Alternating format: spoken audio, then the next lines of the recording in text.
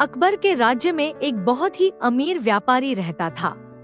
उसके पास ढेर सारा धन और एक सफेद हाथी था।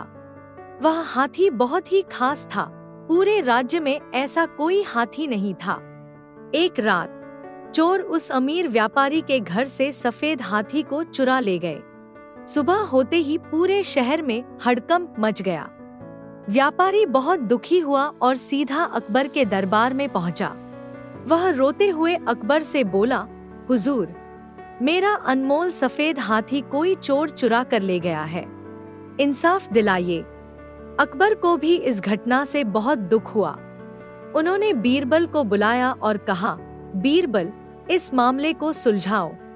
उस चोर को पकड़ो और व्यापारी का हाथी वापस लाओ। बीरबल ने सोचा कि चोर को पकड़ना आसान नहीं होगा। हाथी बहुत बड़ा जानवर है, उसे चुराना और ले जाना आसान नहीं है। इसलिए उन्होंने एक तरकीब लगाई। बीरबल ने पूरे शहर में ऐलान करवा दिया कि जिस किसी को भी चोरी हुए सफेद हाथी के बारे में कोई जानकारी होगी, उसे इनाम दिया जाएगा। यह सुनकर कई लोग दरबार में आए और हाथी के बारे में तरह तरह की कहानियां सुनाने लगे, लेकिन कोई भी सही जानकारी नहीं दे सका। कुछ देर बाद एक बूढ़ा आदमी दरबार में आया। वह लंगड़ा रहा था और सहारे के लिए लाठी लिए हुए था। उसने कहा, हुजूर, मैंने कल रात 4 लोगों को शहर के बाहर जंगल की तरफ जाते हुए देखा था। उनके साथ एक सफेद हाथी भी था। अकबर को लगा कि शायद यही वो लोग हैं जिन्होंने हाथी चुराया है। उन्होंने सैनिकों को आदेश दिया कि उस बूढ़े आदमी के बताए हुए रास्ते पर जाएं और हाथी को ढूंढें। लेकिन सैनिक हाथ खाली लौट आए। उन्हें ना तो कोई हाथी मिला और ना ही वो 4 लोग।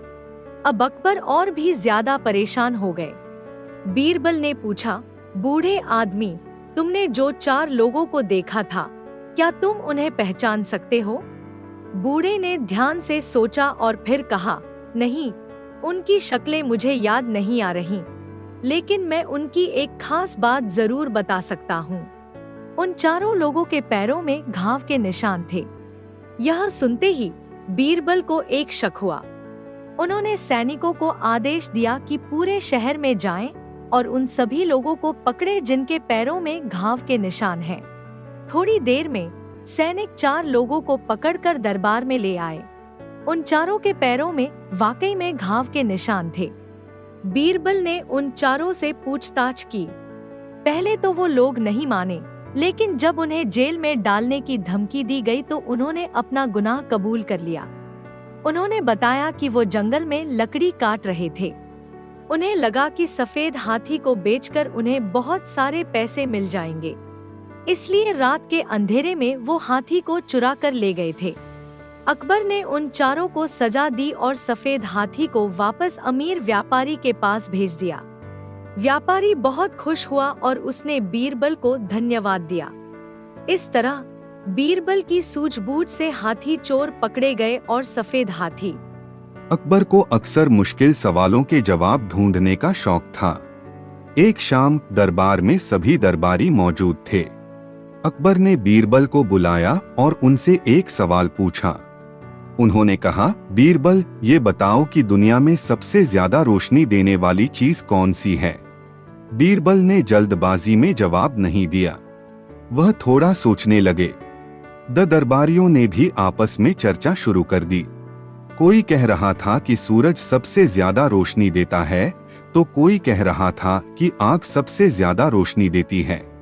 थोड़ी देर बाद बीरबल ने मुस्कुराते हुए कहा, हुजूर, मैं समझता हूँ कि दुनिया में सबसे ज्यादा रोशनी देने वाली चीज सूरज है। अकबर इस जवाब से सहमत थे, लेकिन उन्होंने फिर पूछा, लेकिन बीरबल, रात के समय तो सूरज नहीं निकलता, तो रात में सबसे ज्यादा रोशनी किस चीज से होती है? यह सवाल सुनकर दरबारी फिर से सोचने में लग गए। कुछ देर की खामोशी के बाद बीरबल ने फिर से जवाब दिया, हुजूर, रात के समय सबसे ज्यादा रोशनी चांद और सितारों से होती है। अकबर ने सिर हिलाते हुए कहा, हाँ, तुम सही कह रहे हो बीरबल, लेकिन कभी कभी तो रात में चांद और सितारे भी नहीं निकलते। ऐसे में सबसे ज्यादा रोशनी किस चीज से होती है? अकबर के इस बार बार पूछने से दरबारियों को लगा कि शायद बीरबल को कोई सही जवाब नहीं मिल रहा है।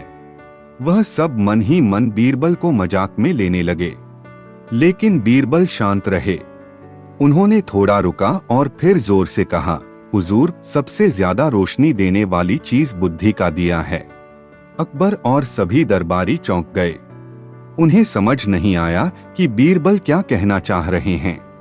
बीरबल ने समझाते हुए कहा, हुजूर, सूरज, चांद और सितारे तो रोशनी देते हैं, लेकिन ये बेजान चीजें हैं।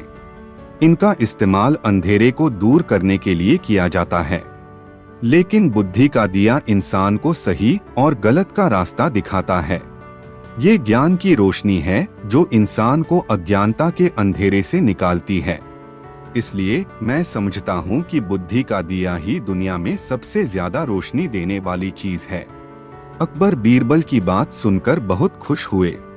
उन्होंने कहा, बीरबल, तुम बिल्कुल सही कह रहे हो। ज्ञान की रोशनी ही सबसे महत्वपूर्ण है। इसी से इंसान का जीवन सफल होता है। इस कहानी से सीख मिलती है कि ज्ञान का प्रकाश ही सबसे महत्वपूर्ण है। हमें हमेशा सीखते रहना चाहिए और अज्ञानता के अंधेरे से बाहर निकलने का प्रयास करना चाहिए। अकबर अपने ऐश्वर्य के लिए बहुत प्रसिद्ध थे। उनके महल में सोने के जेवरों और सिक्कों का खजाना था। एक रात महल में अफरातफरी मच गई। रानी के कोषागार से सोने का हार गायब हो गया था। रानी बहुत परेशान थी। उन्होंने तुरंत अकबर को सूचित किया। अकबर भी इस घटना से क्रोधित हो गए। उन्होंने बीरबल को बुलाया और आदेश दिया कि चोर को पकड़े और खोया हुआ हार वापस लाएं। बीरबल ने महल के सभी कर्मचारियों को दरबार में इकट्ठा किया। उन्होंने उन्हें डराया नहीं, बल्कि उनसे शांति से बात की। उन्होंने कहा, हुजूर का अनमोल हार खो गया है। यह हार इतना कीमती है कि इसे बेचना भी मुश्किल होगा। इसलिए मेरी विनती है कि जिस किसी ने भी अनजाने में यह हार उठा लिया हो, वो वापस कर दे। अगर कोई ऐसा करता है तो उसे किसी भी तरह की सजा नहीं दी जाएगी। कुछ देर बाद एक युवती आगे आई। वह दरबार में काम करने वाली दासी थी। उसने कांपते हुए स्वर में कहा, बीरबल जी, मुझे माफ करिएगा। आज सुबह सफाई करते समय मुझे कुछ चमकीली चीज मिली थी। मैं नहीं जानती थी कि वो क्या है, इसलिए मैंने उसे अपनी साड़ी के पल्ले में छिपा लिया। बीरबल ने उससे वह चीज मांगी। दासी ने अपनी साड़ी के पल्ले से सोने का हार निकालकर बीरबल को दे दिया। बीरबल ने हार रानी को वापस ला दिया। रानी उस दासी की ईमानदारी से बहुत खुश हुई। उन्होंने दासी को इनाम दिया और बीरबल की सूझबूझ की तारीफ की। अकबर ने भी बीरबल को सराहा। इस कहानी से सीख मिलती है कि ईमानदारी का मार्ग ही सबसे अच्छा मार्ग होता है। चोरी करने से कुछ नहीं मिलता, बल्कि इज्जत चली जाती है। साथ ही हमें यह भी सीख मिलती है कि शक करने से पहले सच्चाई जानने का प्रयास करना चाहिए। अकबर के राज्य में एक शाम अचानक तूफान आ गया। तेज हवा चलने लगी और भारी बारिश होने लगी। बारिश इतनी तेज थी कि सड़कों पर पानी भर गया। एक बूढ़ा आदमी सड़क के किनारे खड़ा होकर सहारा ढूंढ रहा था। तभी उसने देखा कि सामने से एक आदमी तेजी से भाग रहा है। उसके हाथ में एक थैली भी थी। थोड़ी देर बाद वही आदमी वापस आया और बूढ़े आदमी के पास आकर बोला, चाचा जी, जरा मेरी इस थैली को संभाल लीजिए, मैं थोड़ी देर में आता हूँ। बूढ़े ने पूछा, लेकिन बेटा, ये थैली में क्या है? आदमी ने जवाब दिया, कुछ भी नहीं, बस कुछ पुराने कपड़े हैं। बारिश इतनी तेज है कि अगर ये भीग गए तो खराब हो जाएंगे। बूढ़े ने उस आदमी की बातों पर भरोसा कर लिया। उसने थैली ले ली, लेकिन थोड़ी देर बाद उसे शक हुआ। वह सोचने लगा कि आखिर इतनी तेज बारिश में कोई पुराने कपड़े बचाने के लिए क्यों भागेगा। उसने चुपके से थैली खोलकर देखा।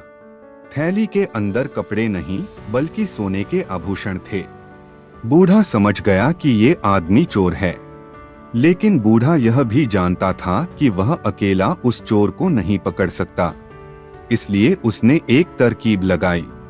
वह जोर जोर से चिल्लाने लगा, हाय रे मेरी किस्मत, हाय रे मेरी किस्मत, मेरी थैली कोई चुरा ले गया। आदमी की दूर से ही आवाज सुनाई दे गई। वह भागता हुआ वापस आया और पूछा, क्या हुआ चाचा जी, आप इतना चिल्ला क्यों रहे हैं? बूढ़े ने दुखी होने का नाटक करते हुए कहा, बेटा, जिस थैली को तुमने मुझे संभालने के लिए दी थी उसे कोई चोर चुरा ले गया। यह सुनकर वह आदमी घबरा गया। वह सोचने लगा कि अगर उसने यह थैली ली है तो उसे चोर माना जाएगा। इसलिए वह जल्दी से बोला, नहीं चाचा जी, कोई चोर नहीं है, आप शायद कहीं और रखकर भूल गए हैं। इस तरह चोर अपने ही जाल में फंस गया। बूढ़े ने आसपास के लोगों को बुला लिया और उन्हें पूरी कहानी बता दी। लोगों ने उस आदमी को पकड़ लिया और उसे सजा मिली। इस कहानी से सीख मिलती है कि हमें किसी पर भी आंख बंद करके भरोसा नहीं करना चाहिए। साथ ही यह भी सीख मिलती है कि मुसीबत के समय सूझबूझ से काम लेना बहुत जरूरी होता है। अकबर को अचानक बीमारी हो गई। राज वैद्य को बुलाया गया, लेकिन उनकी दवाइयां भी असर नहीं कर रही थी। अकबर की तबीयत बिगड़ती जा रही थी।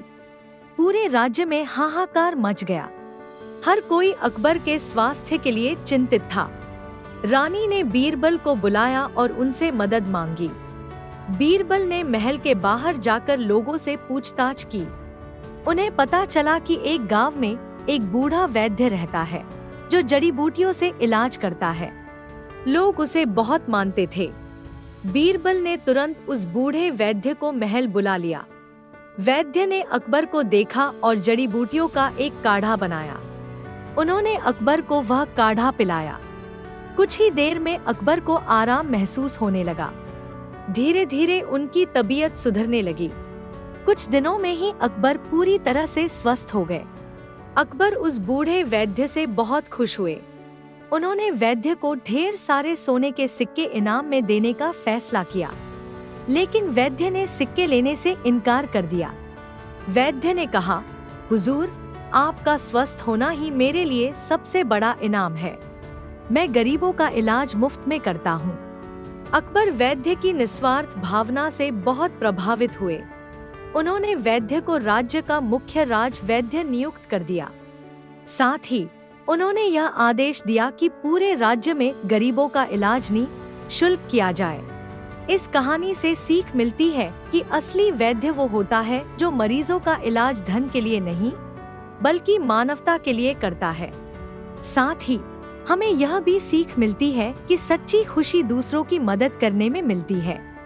अकबर को नए नए कपड़े पहनने का बहुत शौक था। वह अक्सर अपने लिए खूबसूरत कपड़ों का ऑर्डर देते थे। एक बार उन्होंने राज्य के सबसे प्रसिद्ध दर्जी से रेशमी शेरवानी सिलने का ऑर्डर दिया। कुछ दिनों बाद शेरवानी बनकर तैयार हो गई। दर्जी शेरवानी लेकर महल में आया। अकबर ने शेरवानी पहनी और आईने में खुद को देखने लगे। थोड़ी देर देखने के बाद अकबर ने नाक सिकोड़ते हुए कहा, बीरबल, ये शेरवानी तो थोड़ी ढीली लग रही है। मुझे लगता है कि दर्जी ने गलत सिलाई कर दी। बीरबल ने अकबर को ध्यान से देखा। उन्हें लगा कि शेरवानी बिल्कुल सही सिली हुई है। फिर भी उन्होंने अकबर से कहा, हुजूर, आप थोड़ा रुकिए, मैं अभी दर्जी को बुलाता हूँ। बीरबल ने दर्जी को बुलाया और उससे कहा, दर्जी, अकबर बादशाह को लगता है कि तुमने शेरवानी गलत सिल दी है। इसे थोड़ा टाइट करने की जरूरत है। दर्जी यह सुनकर क्रोधित हो गया। वह बोला, बीरबल जी, मैं 20 सालों से सिलाई का काम कर रहा हूँ। मैं अपनी कला से बखूबी वाकिफ हूँ। ये शेरवानी बिल्कुल सही सिली हुई है। अकबर को दर्जी का गुस्सा आ गया। वह बोले, दर्जी, तुम मुझसे ऐसे बात मत करो। तुम बादशाह के सामने बेअदबी कर रहे हो। बीरबल ने अकबर को शांत रहने का इशारा किया और दर्जी से कहा, दर्जी, आप बादशाह से माफी मांगो और अगर आप वाकई में अच्छे दर्जी हो तो ये साबित करो कि ये शेरवानी बिल्कुल सही है। दर्जी थोड़ा शांत हुआ और उसने अकबर से माफी मांगी। फिर उसने अकबर को सुझाव दिया कि वो थोड़ा सीधा खड़े हों। अकबर सीधे खड़े हुए। दर्जी ने देखा कि शेरवानी अब अकबर पर बिल्कुल फिट आ रही है। उसने बताया कि उसने जानबूझकर शेरवानी को थोड़ी ढीली रखी थी। अगर वो इसे पहले से ही टाइट बना देता तो बैठने या चलने में अकबर को असहजता होती। अकबर ने दर्जी की बात समझी। उन्हें एहसास हुआ कि वो जल्दबाजी में थे। उन्होंने दर्जी की कला की तारीफ की और उसे इनाम दिया। इस कहानी से सीख मिलती है कि किसी भी चीज को जल्दी से परखना नहीं चाहिए। हर काम को करने का एक तरीका होता है और किसी चीज को बनाने वाले को उस चीज के बारे में सबसे ज्यादा जानकारी होती है। हमें उनकी बातों को भी ध्यान से सुनना चाहिए। अकबर को शिकार खेलने का बहुत शौक था। एक दिन वह अपने सैनिकों और दरबारियों के साथ जंगल में शिकार करने गए। शिकार करते समय अकबर एक गहरी खाई में गिर गए। खाई इतनी गहरी थी कि अकबर को बाहर निकलने का कोई रास्ता नहीं दिख रहा था। वह चिल्लाने लगे, लेकिन उनके साथ आए सैनिक और दरबारी डर के मारे कुछ नहीं कर पा रहे थे। कुछ देर बाद वहां से गुजरते हुए बीरबल ने अकबर की आवाज सुनी। वह जल्दी से खाई के पास पहुंचे और नीचे देखा। उन्होंने अकबर को खाई में गिरे हुए पाया। बीरबल ने घबराने के बजाय सूझबूझ से काम लिया। उन्होंने अपने सैनिकों को आदेश दिया कि पास ही खड़े एक पेड़ की मोटी डाली को काटकर खाई में डाल दें। शुरुआत में अकबर को बीरबल का ये फैसला समझ नहीं आया। उन्होंने गुस्से से कहा, बीरबल तुम क्या कर रहे हो? यह डाल तो और भी नीचे गिरा देगी। लेकिन बीरबल ने उनकी बात नहीं मानी। उन्होंने सैनिकों को जल्दी से डाल को खाई में डालने का इशारा किया। डाल खाई में जाकर अकबर के सहारे के रूप में लग गई।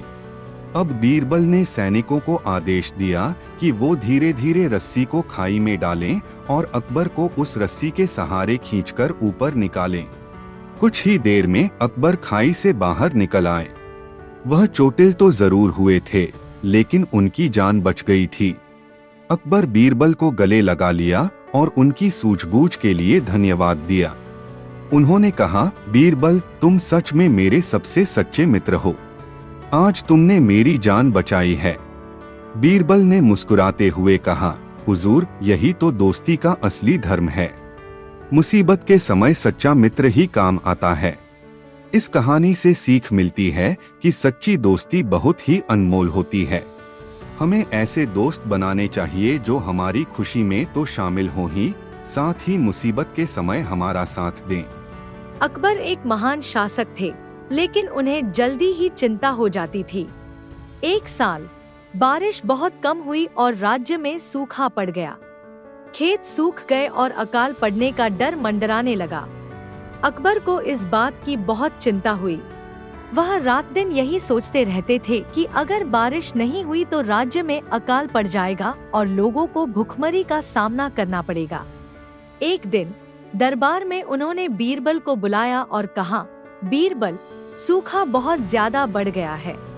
अगर जल्दी बारिश नहीं हुई तो राज्य में बहुत बुरा हाल हो जाएगा। तुम्हें कोई उपाय सूझता है? बीरबल ने अकबर को ध्यान से देखा और फिर मुस्कुराते हुए बोले, हुजूर घबराने की कोई बात नहीं है। हम मिलकर इस समस्या का समाधान निकाल लेंगे। अकबर को थोड़ी राहत मिली। उन्होंने बीरबल से पूछा, लेकिन बीरबल हम क्या करें? बारिश तो ईश्वर के हाथ में है।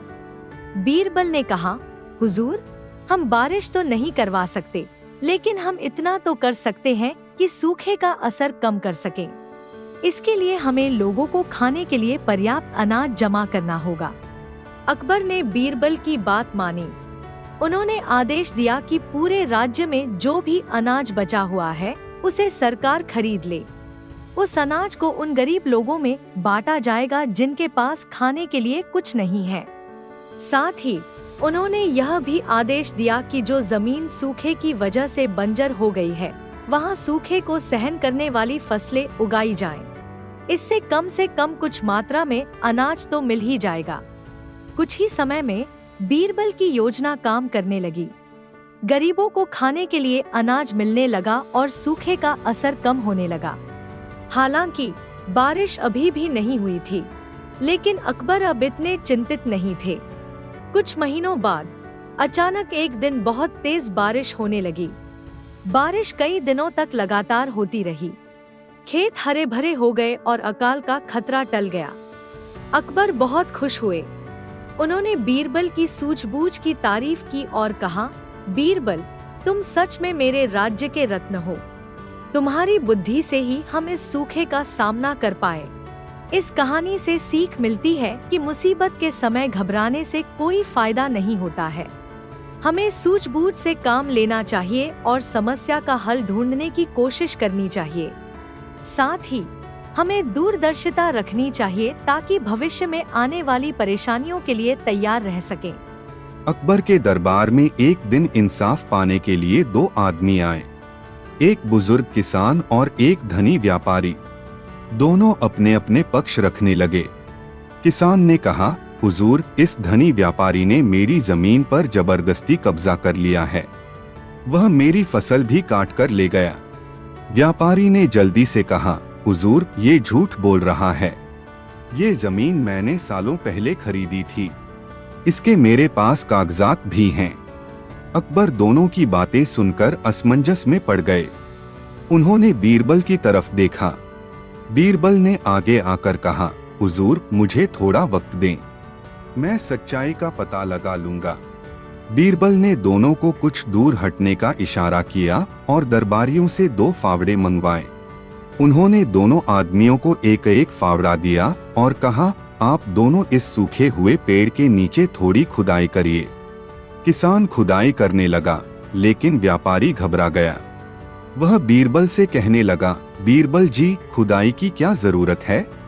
मेरे पास तो जमीन के कागजात हैं। बीरबल ने व्यापारी की घबराहट देख ली। उन्होंने सख्ती से कहा, कागजात बाद में देखे जाएंगे। पहले ये बताओ कि तुम खुदाई करने से क्यों घबरा रहे हो? व्यापारी कुछ जवाब नहीं दे सका। उसकी चुप्पी ही उसका गुनाह कबूल करना थी। दरबार में सन्नाटा छा गया। सब लोग समझ गए कि व्यापारी झूठ बोल रहा था। असली जमीन का मालिक किसान था। उसने खुदाई करते समय पुरानी सीमांकन की निशानियां निकाल ली थीं। ये निशानियां यह साबित करती थीं कि जमीन वाकई में किसान की थी। अकबर ने बीरबल की सूझबूझ की तारीफ की। उन्होंने व्यापारी को सजा दी और जमीन वापस किसान को दिला दी। इस कहानी से सीख मिलती है कि सच छिपाया नहीं जा सकता। सच को कभी ना कभी सामने आना ही पड़ता है। हमें हमेशा सच बोलना चाहिए और दूसरों के हक पर कभी भी नजर नहीं डालनी चाहिए। अकबर को मुश्किल पहेलियां सुलझाना बहुत पसंद था। एक शाम दरबार में अकबर ने घोषणा की, जो कोई भी आज की मेरी पहेली का सही जवाब देगा, उसे इनाम दिया जाएगा। हर कोई उत्सुक हो गया। दरबारियों ने सोचा समझा, लेकिन कोई भी पहेली का जवाब नहीं दे सका। आखिरकार अकबर ने मुस्कुराते हुए कहा, बताओ, ऐसा कौन सा घोड़ा है जो कभी घास नहीं खाता और नदी नहीं पीता? यह सुनकर सभी दरबारी और लोग असमंजस में पड़ गए। घोड़ा तो घास खाता ही है, पानी भी पीता है। कुछ देर तक सन्नाटा छाया रहा। फिर बीरबल आगे आए और बोले, हुजूर, शायद आप जिस घोड़े की बात कर रहे हैं वो शतरंज के बोर्ड पर बना हुआ घोड़ा है। अकबर चौंक गए। उन्होंने कहा, बीरबल, बिल्कुल सही। शतरंज के बोर्ड पर बना हुआ घोड़ा कभी घास नहीं खा सकता और नदी नहीं पी सकता। अकबर बीरबल की बुद्धि से बहुत खुश हुए। उन्होंने उन्हें इनाम दिया और उनकी सूझबूझ की तारीफ की। इस कहानी से सीख मिलती है कि किसी भी सवाल को हल करने के लिए हमें कई तरह से सोचना चाहिए।